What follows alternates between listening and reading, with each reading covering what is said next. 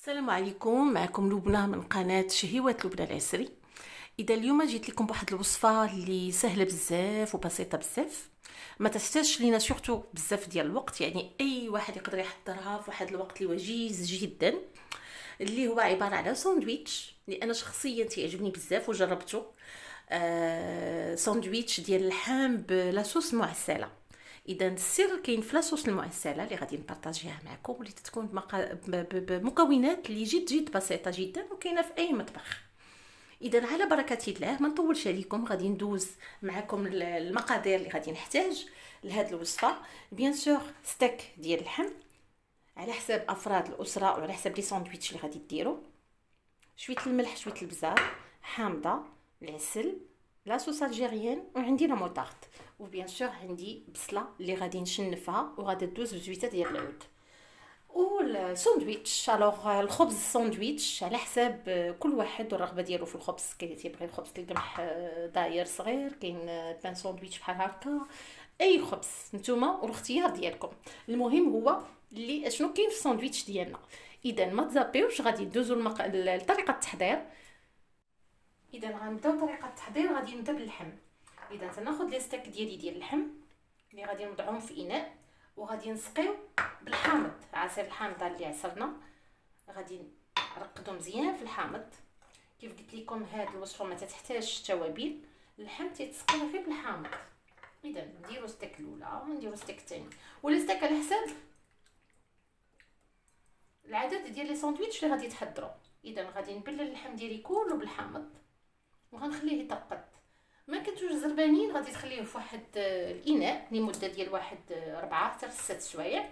كنتو زربانين بحالي انا غادي ندير ليه سلوفان وغادي نخليه واحد نص ساعه المكانه على جنب، ومن بعد غنرجع ليه. اذا تندوزو البصل ديالنا غناخذوه نشنفوه على طريقه خفيفه بزاف. اذا في مقلاه غنديرو على نار هادئه ونديرو شويه ديال الزيت البلديه حتى تدفى، وغنضيفو فيها البصل اللي شنفنا.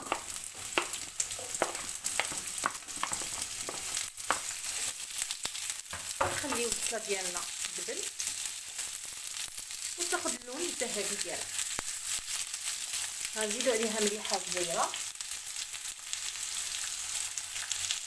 اذا لاحظتوا كيف قلت لكم هاد الوصفه ما فيهاش توابل، من غير البصله شويه الملح وشويه البزار على حساب البصيلات اللي درنا.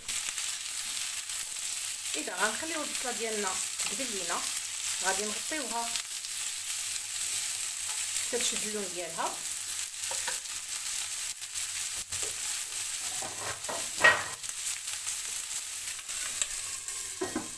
نخليوها على جنب وندوزو لتحضير لاصوص.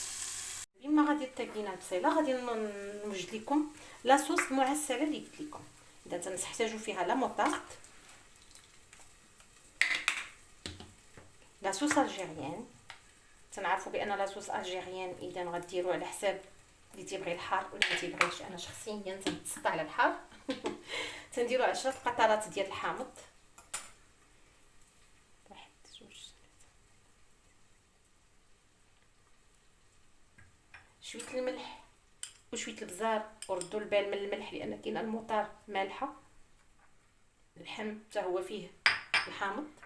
وتناخذوا شويه العسل الحر، اون فيت العسل اللي عندها العسل الحر دير العسل الحر، انا حيت عسل حر، سينو تقدروا ديروا اي عسل عندكم. تنخلطوا جميع المكونات وتتجي لاصوص هائله، وهذا هو السر اللي تيجي فيه هاد الساندويتش ديال هاد اللحم اللي طيب مرقد في الحامض، تيجي هائل جدا جدا جدا. الا جربتوه كونوا على يقين انكم ما غاديش تستغنوا عليه وغتكون لاصوص معتمده عندكم. انا شخصيا كنتسطى على هاد الساندويتش على قبل هاد لاصوص، فوالا تتولي على هاد القوام. تنحطوه جانبا وغادي ندوزو باش نطيب اللحم. اذا من بعد ما طابت لينا البصله ديالنا غندوزو للطهي ديال لي ستيك ديالنا، اللي انا تنختار هاد المقله اللي فيها هادو ديال الشي لانها تطيب مزيان. المهم اي مقله تكون ما تتلصقش، اللي تنديرو فيها نقيطه ديال الزويته البلديه ماشي بزاف، وتنضاعو لي ستيك ديالنا يطيبوا.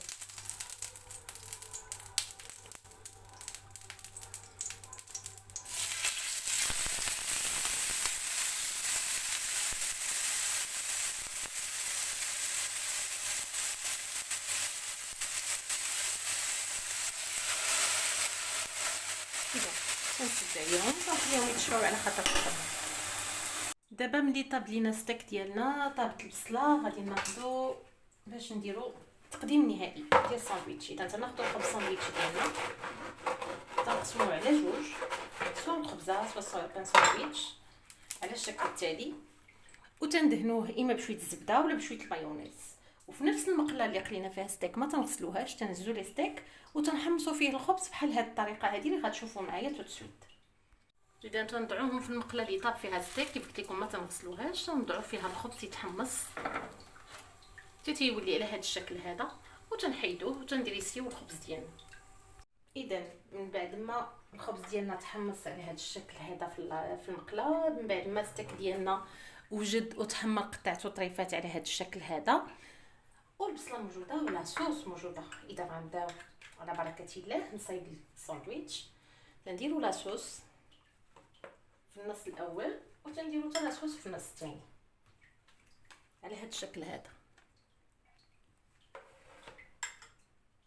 تناخذوا لي ستيك ديالنا تنستفوهم في خبيز على هذا الشكل،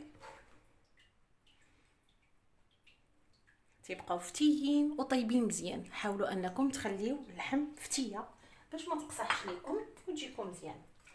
ومن بعد تنضعوا البصله اللي ولات على شكل ذهبي فوق ستيك ديالنا على هذا الشكل هذا، على قد ما قديتو ديال البصله. انا عزيزه عليا البصله، ديكو تندير شويه زيت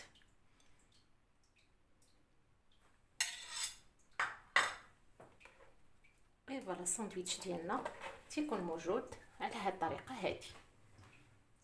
اذا غنكمل باقي لي ساندويتش بحال هكا وانا معكم. وهذا هو الطبق النهائي ديالنا ديال اليوم، ساندويتش اللحم بلا صوص المعسله. تنتمنى انه يروق الاعجاب ديالكم، وكونوا على يقين انه غادي يعجبكم وسهل جدا في التحضير.